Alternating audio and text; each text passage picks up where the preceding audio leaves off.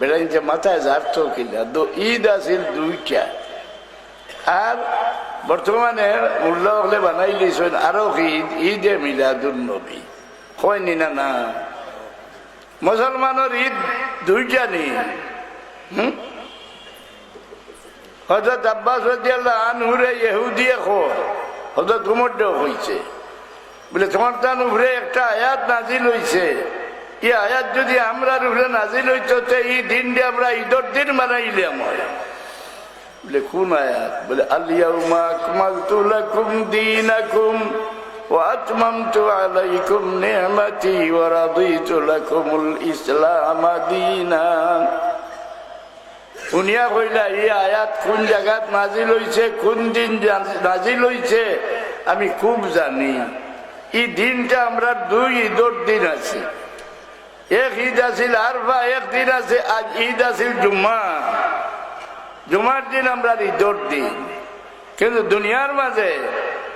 সবচেয়ে ঈদ বড় ঈদ হইল রাসূলুল্লাহর পয়দাইশের তারিখ ইলা বড় নিয়ামত আর আল্লাহর সৃষ্টির মাঝে কারণে দিছেন না আল্লাহ বলেন লাকাদ মান্নাল্লাহু আলাল মুমিনিনা ইয বাআসা ফীহিম রাসূলা তোমরা বহুত নিয়ামত দিছি কি ইলা নিয়ামত তোমরা আর দিছি না তোমরা গেছে যে আমার হাবিবরে পাঠাইলা কোরআন শরীফ আল্লাহ বলেন কুল বিফাদলিল্লাহি ওয়া বিরহমাতিহি فبذلك فليفرحوا هو خير مما يجمعون এই মুমিনগণ আল্লাহর দানের উপরে তোমরা খুশি জাহির করো আর আল্লাহর রহমতের উপরে খুশি জাহির করো আল্লাহর দানের মাঝে সবচেয়ে মূল্যবান দান কি জিনিস খাতামুল মুরসালিন হযরত মুহাম্মদ মুস্তাফা সাল্লাল্লাহু এতনে বড় আল্লাহ নিজে কইতে